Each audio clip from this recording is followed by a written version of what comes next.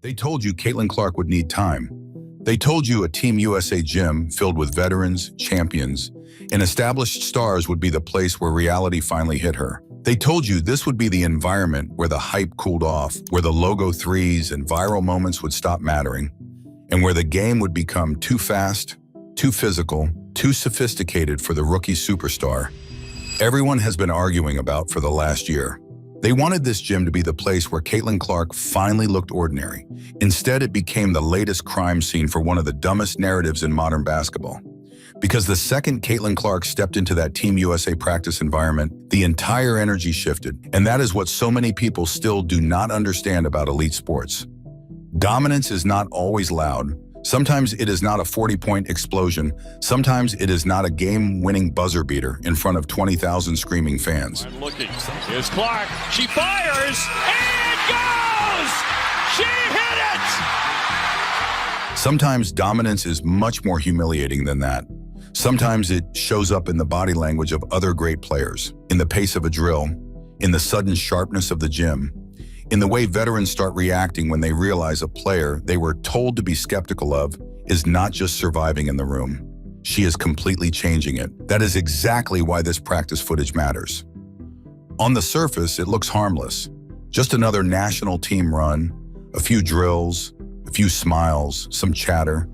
The kind of short clips that usually get posted, liked, overanalyzed, and forgotten in a day. But that is not what this was. Because in the case of Caitlin Clark, every little moment now carries the weight of a larger war. Every pass, every shot, every possession gets dragged into a bigger argument about status, legitimacy, jealousy, hierarchy, and who really controls the future of women's basketball. And in this gym, Clark just did the one thing her critics kept insisting she could not do. She made elite veterans look immediately comfortable playing with her. That is the impossible part, not the shot, not the flair, not the headline.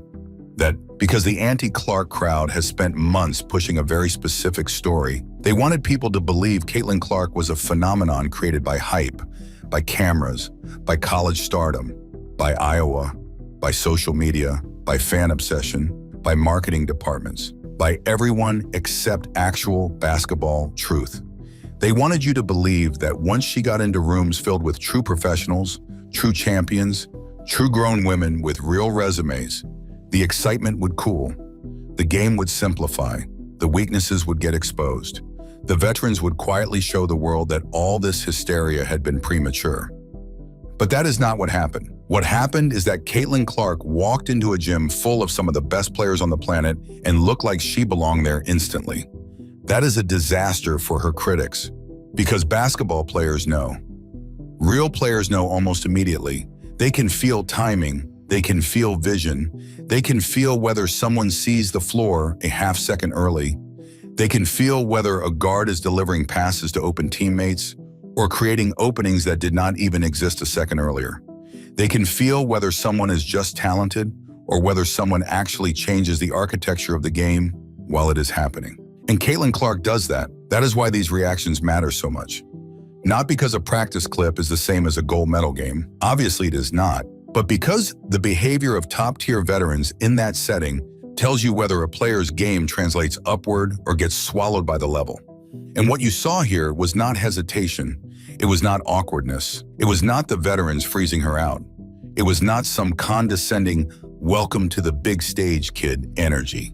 It was rhythm, it was ease, it was chemistry. It was the kind of natural basketball flow that only happens when high-level players trust what they are seeing. That is what should terrify the people who built entire narratives around the idea that Clark was somehow a problem to be managed rather than a weapon to be unleashed. Because if there were ever a place for false narratives to survive, it would not be here. It would not be in a Team USA practice filled with elite talent, elite IQ, and zero patience for internet mythology. This is not a fan vote. This is not a TV debate. This is not a comment section war between stans and haters. This is the sharpest basketball environment available. And in that environment, Caitlin Clark did not look like a guest. She looked like an asset, a real one. And that distinction matters more than people realize. There are players who can pile up numbers when the offense is built entirely around them. There are players who can dominate when every possession is custom designed to fit their preferences. Then there are the truly dangerous players, the ones who can walk into a room full of other stars and make the room better almost immediately. Those players are rare. Those players are the ones who break systems open. They are the ones who create not just production, but acceleration. The gym speeds up, the passing sharpens, the spacing stretches, the confidence spreads. That is what Clark brings. And that is why the veteran's reaction is the real story. Not because they are shocked that she can play. Deep down, serious basketball people have known that for a long time. The shock is how seamless it looks. The shock is how quickly the supposed tension disappears when the ball starts moving. The shock is how stupid the old talking points start to sound once she is clearly operating in sync with elite teammates. For months, we heard the same recycled nonsense. She is too ball dominant. She won't fit with other stars. Her style is too risky. Her game is too chaotic. She won't be able to control herself at the highest level. Veteran players won't want to deal with that style. And then practice starts, and suddenly that whole argument starts rotting in real time. Because great players do not reject advantages. They do not resent clean reads, advanced vision, pace manipulation, and easy offense. They do not complain when someone bends the defense and creates opportunities. Great players love playing with people who make the game easier. And that is the part the anti-Clark machine has never been able to explain away. If she were just hype, this chemistry would not appear so fast. If she were just a media product, the ball would stick, the rhythm would break, the possessions would feel forced. Instead, the opposite happened. The gym looked alive. And that is a devastating image for everybody who spent the last year trying to turn Caitlin Clark into a controversy instead of admitting the obvious truth. She is not some temporary celebrity wandering into elite basketball spaces because the cameras demanded it. She is one of the central forces shaping what those spaces are becoming. The moment she walked into this practice, the conversation changed, because this was supposed to be the environment where she shrank. Instead, it looked like the environment expanded around her. And once that happens, once elite veterans start reacting to you like you are not an outsider but a real engine of winning basketball, the old narrative becomes almost impossible to save. What happened is that Caitlin Clark walked into a gym full of some of the best players on the planet and looked like she belonged there immediately. That is a disaster for her critics, because real basketball players know. They recognize timing, vision, anticipation. They know when a guard is simply making passes and when she is creating openings that did not exist a second earlier. They know when someone is talented and when someone is actively changing the shape of the game in real time. Caitlin Clark does that. That is why these reactions matter. Not because a practice clip equals a gold medal game. It obviously does not. But because the way elite veterans respond in that setting tells you whether a player's game rises to the level or gets swallowed by it. And what you saw was not hesitation, awkwardness, or veterans freezing her out. It was rhythm, it was ease, it was chemistry.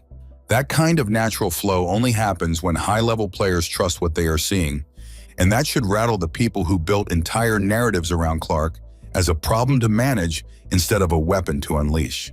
Because if false narratives were ever going to survive, it would not be here. Not in a Team USA practice full of elite talent, elite IQ, and zero patience for internet mythology. This is not a fan vote, a TV debate, or a comment section war. This is the sharpest basketball environment there is. And in that environment, Caitlin Clark did not look like a guest. She looked like an asset. That distinction matters. Some players can pile up numbers when everything is built around them. Others can step into a room full of stars and make the room better almost instantly. Those players are rare.